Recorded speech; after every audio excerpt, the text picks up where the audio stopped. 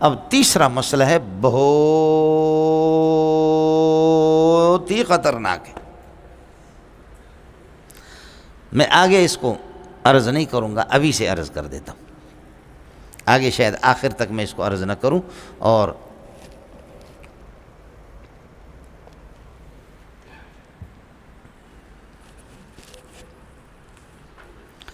اللہ نے جب تقدیر میں لکھ دیا ہے،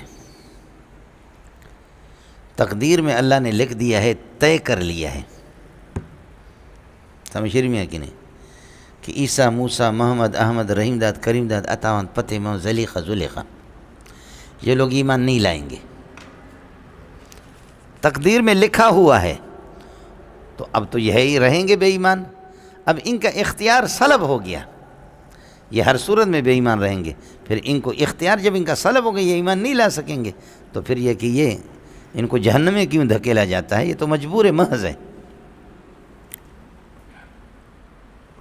اللہ کے لیے کچھ بھلا پڑا مولانا؟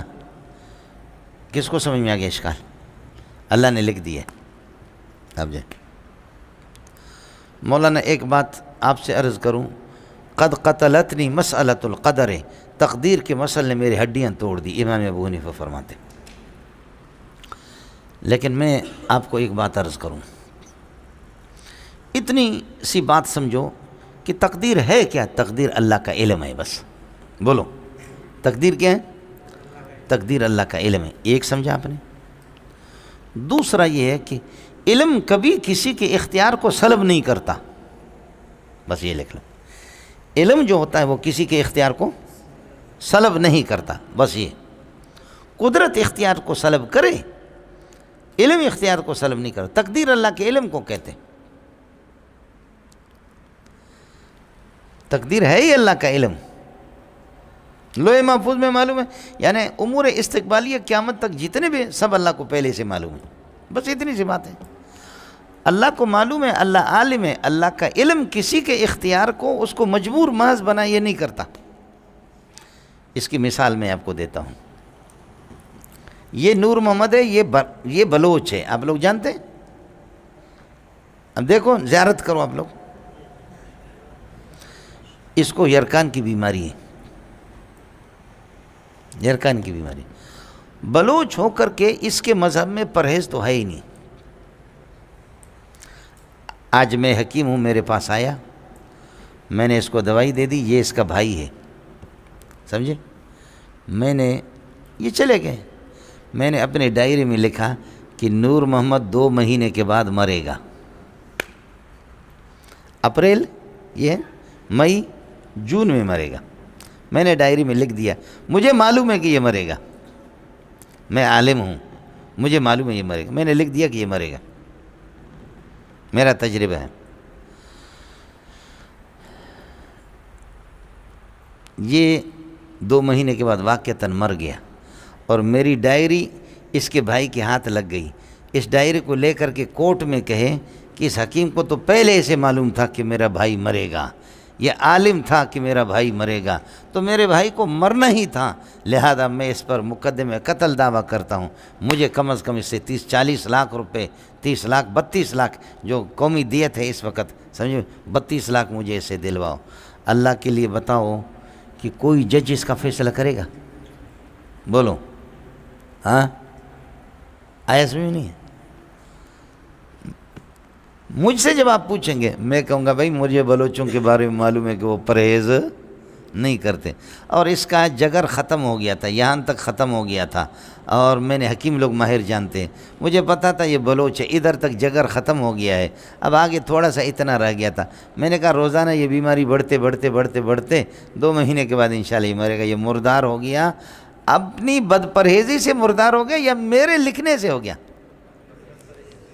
ہاں اپنی بد پرہیزی سے، تو اپنی بد پرہیزی، اب کوئی جہنم میں جائے گا اپنے بے احتیاطی سے جا رہا ہے۔ اچھا یہ بتاؤ کہ میرے اس لکھنے نے، میرے علم نے اس کے اختیار کو سلب کیا کیا؟ یعنی میں نے لکھا بس اس سے پرہیز ختم ہو گیا، پرہیز میں نے اس سے ختم کیا، بد پرہیزی اس نے اپنے اختیار سے کی، بس میرے بھائی اتنی سی بات۔ آپ کو مسئلہ سمجھ میں آئے؟ یہ کوئی بھی نہیں کہے گا کہ حکیم کا علم ہے، آپ مجھے صرف یہ بتاؤ، ایک تو یہ ہو گیا، دوسرا یہ ہو گیا اللہ نے فیصلہ کر لیا ہے، اللہ کے علم میں ہے کہ مئی آج 15 ہے، ہاں آج 17 ہے، 17 مئی کو اور ہاں اپریل، آج 17 اپریل ہے، 20 اپریل کو اللہ پاک بارش برسائیں گے، سمجھے؟ یہ اللہ کو علم ہے، اللہ کا فیصلہ ہے۔ کیا اللہ کا علم خود اللہ کے اختیار کو سلب کرتا کہ تجھے برسانا ہے ورنہ تو خدا مجبور ہے برسائے گا؟ اللہ کا علم خود اللہ کے اختیار کو سلب کرے گا؟ نہیں کرے گا۔ جیسے فکما علمہ لا یسلب قدرتہ، جیسے لا یسلب اختیارہ، اللہ کے اختیار کو اس کا علم خود سلب نہیں کرتا، تو اللہ کا علم، تقدیر یہی اللہ کا علم ہے، ہمارے اختیار کو بھی سلب نہیں کرتا۔ بات اتنی سی بات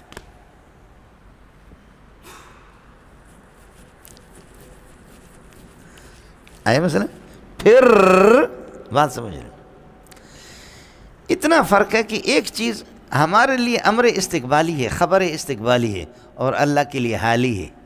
اللہ کے لیے کیا ہے؟ حالی۔ بس اتنی سی بات ہے۔ یہ مولوی صاحب اس پہاڑ پر ہے، یہ پہاڑ دیکھ رہے ہیں جہاں سے گاڑیاں گزرتی، یہ اس پہاڑ سے آہستہ آہستہ جب آئے گا تو اب دور سے دیکھ رہے ہیں، کوئی سمجھ میں نہیں آ رہا گولڑ خان ہے یا شپڑ خان ہے، کون ہے، ایسے دور سے دیکھ رہے ہیں، مجھے اور آپ کو نہیں۔ اس کا علم میرے لیے اور آپ کے لیے استقبالی ہے، آدھا گھنٹے کے بعد یہاں پہنچے گا۔ ہاں کیا نام ہو گیا؟ عصمت اللہ۔ آدھا گھنٹے کے بعد اب آ گیا ہمارے سامنے، یہ عصمت اللہ ہے۔ اب اس کا علم جب ہم نے اس کو ادھر دیکھا، اس کا علم استقبالی ہمارے لیے، لیکن اگر دوربین والا ساتھی ہمیں ایسے دوربین لے کر کے ایسے رکھا ہے تو اس کے لیے تو بالکل اس کا علم حالی ہے کہ ابھی ابھی وہ جانتا ہے کہ عصمت اللہ، اور دوربین لا کر اس کو ادھر کھڑا کر دیتا ہے اس کے سامنے۔ آپ سمجھ رہے نہیں سمجھ رہے؟ دوربین والے آدمی کے لیے یہ ابھی ابھی وہ عصمت اللہ ہے، وہ بالکل اس کے سامنے کھڑا، اور میرے لیے اور آپ کے لیے آدھا گھنٹے کے بعد عصمت اللہ بنے گا، ادھر آئے گا، سمجھے؟ تو جن کو چوری کرنا ہے، جن کو مرنا ہے، جن کو پیدا ہونا ہے، آپ کے یہاں بچہ پیدا ہوگا، بچی پیدا ہوگی، کیا ہوگی، سمجھ شریف میں ہے کہ نہیں ہے؟ یہ سارے کے سارے امور اور یہ احوال میرے اور آپ کے لیے استقبالی ہے، اللہ کے لیے حالی ہے۔ بولو، اور نہ جاؤ تو کھڈے میں جاؤ، پیٹ میں بچہ ہے، ہمیں پتہ نہیں ہے کہ وہ بلاول ہے یا وہ بختاور ہے یا وہ کون ہے، سمجھے؟ لیکن ڈاکٹروں نے 8 دن پہلے بتا دیا کہ مبارک ہو بے نظیر آپ کو، مبارک ہو زرداری آپ کو، مبارک ہو بلوچو، سندھیو تمہیں مبارک ہو، ایک مبارک بیٹا پیدا ہونے والا۔ ہماری سعادت ہے کہ بلاول بغیر کسی ول کے پیدا ہو گیا۔ ہمارے بیروئی میں ول کہتے ہیں نا، ایسے ایسے گھوم گھوم پیچ پیچ ہو کر کے نکلے، یہ سیدھا بغیر ول کے نکلا، بلاول۔ بیروئی میں بلاول مانا بغیر کسی، بس ہیچ پیچ کے بغیر سیدھا سیدھا پیدا ہو گیا۔